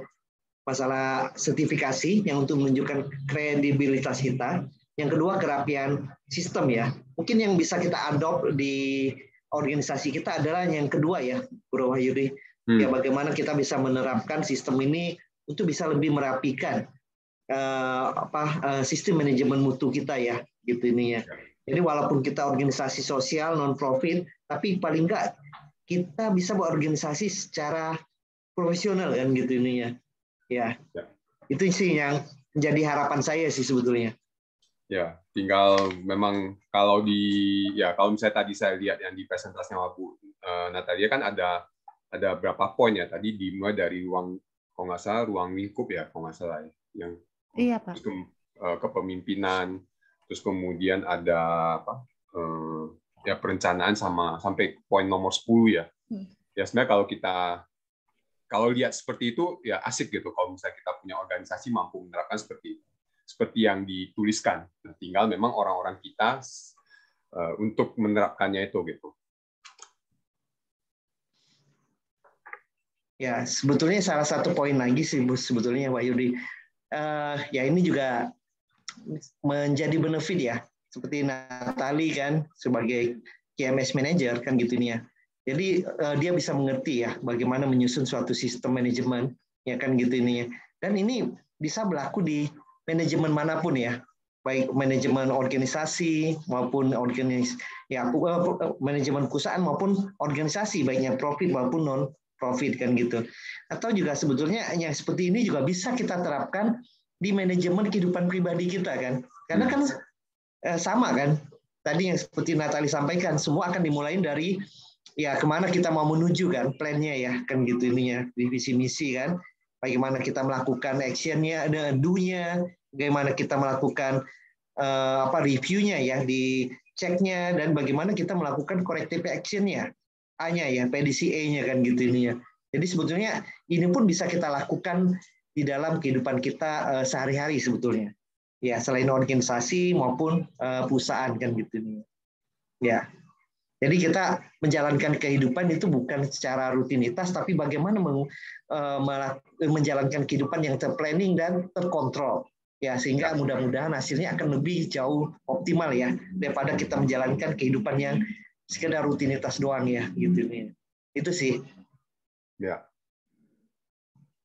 Oke. Oke. Ada lagi teman-teman yang mau bertanya?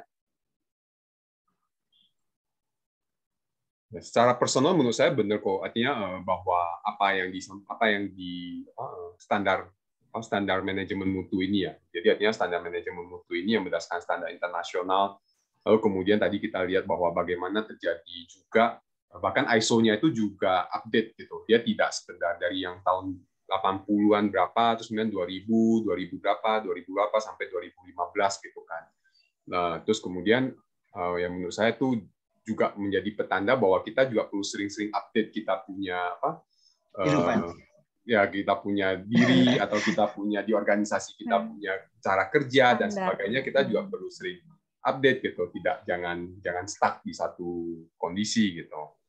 Nah, menurut saya itu juga jadi satu hal yang penting, dan ya memang proses berpikir, kalau kita memang dapat kerja berdasarkan proses berpikir yang at least berdasarkan ISO, itu juga akan sangat membantu kita yang di organisasi ini untuk maju gitu. Ya, jadi kita semua sama-sama clear di dalam kepengurusan ini, kan kita clear ruang lingkup kita gimana ya gitu. Siapa kita punya customer, apa yang mereka ekspektasikan, apa yang kebutuhannya mereka apa. Terus kemudian tadi kalau saya dengar ada risk ya, ada risk management thinking, itu kan juga satu hal ya. Kewartawan juga sering sharing itu kan, bahwa perlu berpikir dari sisi resikonya apa gitu. Nah, jadinya kalau kita mampu berpikir seperti itu, terus kemudian bagaimana kita sebagai pengurus ini kan, sebagai pemimpin-pemimpinnya tuh menerapkan atau mengkomunikasikan dan sebagainya, merencanakannya, terus kemudian mengevaluasinya, terus kemudian ya tuh kalau kita mampu berpikir dengan cara kerja dari ISO, itu menurut saya akan sangat mendukung kita untuk menghasilkan organisasi yang excellent gitu. Walaupun tidak seperfect di ISO itu pas di sertifikasi gitu. Ya, mungkin sertifikasi itu adalah sesuatu ini ya, langkah yang lain ya kan gitu, karena kan nanti kan itu sertifikasi kan butuh biaya kan gitu, Bro Wahidi. Tapi setidaknya yang bisa di-adopt dari sharing siang hari ini adalah bagaimana kita membuat suatu sistem yang rapi, yang baik ya, sehingga organisasi kita, perusahaan kita kan bisa selalu grow dan sustainable. Ya kan gitu nih, selalu bertumbuh dan bisa berkelanjutan kan gitu nih. Karena kan banyak organisasi maupun perusahaan yang tidak growth dan tidak sustainable kan gitu nih ya. Akhirnya ya collapse kan, mati di tempat ya. Betul nggak? Betul. Oke. Menurut saya dari Bu Natalia ada mau disampaikan kepada kita? Ya, apa ya? Ya memang sih dari awal juga memang kalau kita mau yang namanya mau implementasi sebuah sistem, menerapkan sebuah standar, mengadopsi itu ke dalam ya baik itu ke dalam untuk standar kita sendiri ataupun standar organisasi, memang itu pasti punya challenge ya.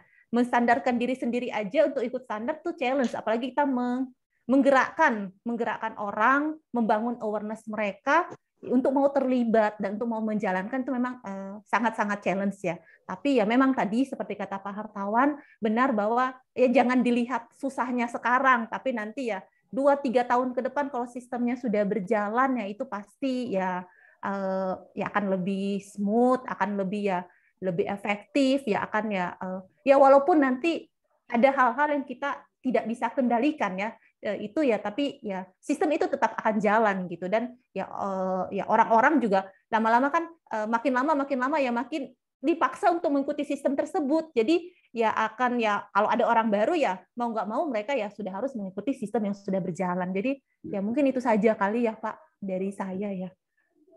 Ya, saya juga jadi nggak sabar tunggu tempat saya kerja itu 2 tahun ke depan lagi atau 3 tahun ke depan lagi, lihatnya seperti apa gitu ya.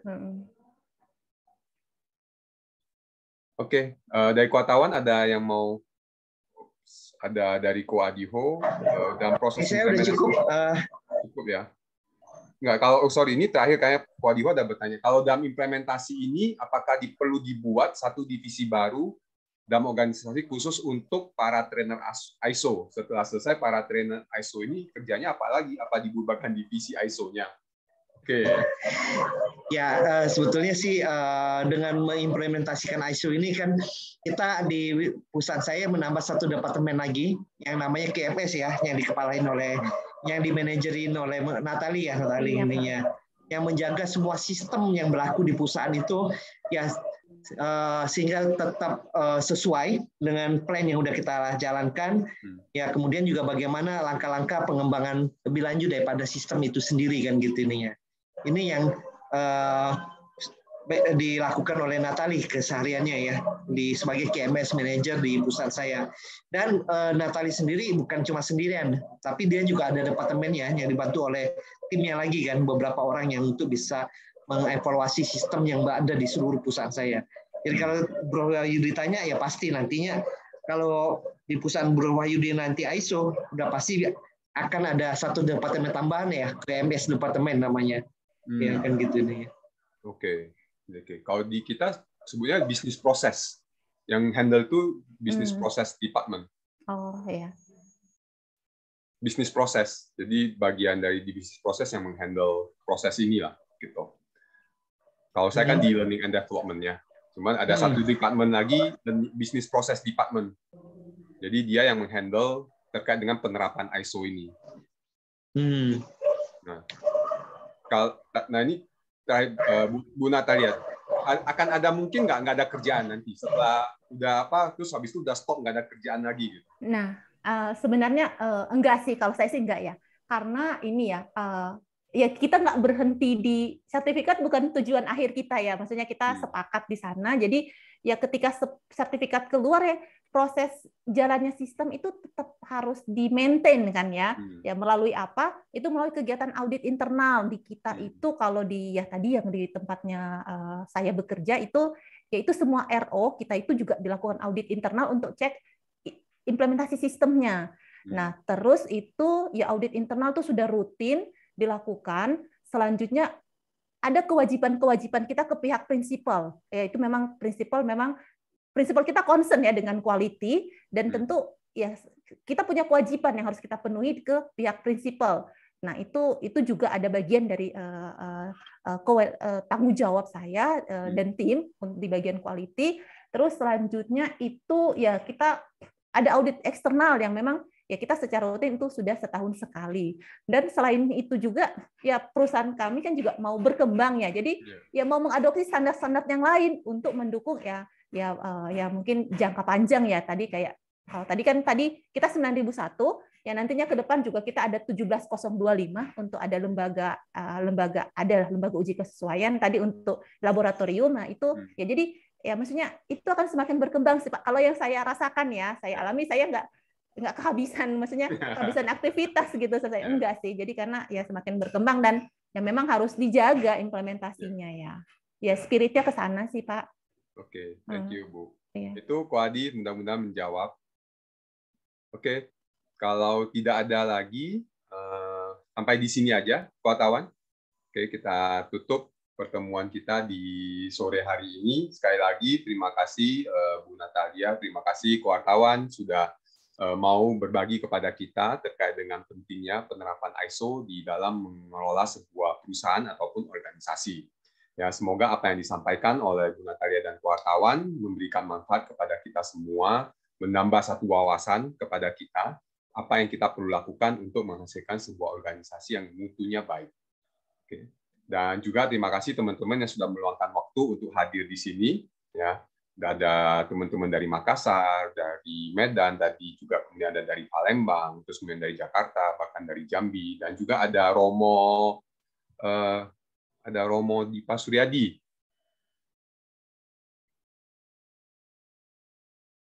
Wartawan di itu Romo Ivi, Wakil Ketua Wulan Bahagia. Ya, terima kasih Romo Ivi. Waktu kemarin di acara Waisak-nya kita virtual kan main Iya, Arhu. Ya, tuh, terima kasih Romo sudah memainkan musik itu. Oke, dan untuk itu kita dengan ada yang tersedia di sini kita foto terlebih dahulu ya. Yuk, yang teman-teman yang open video boleh kita foto-foto.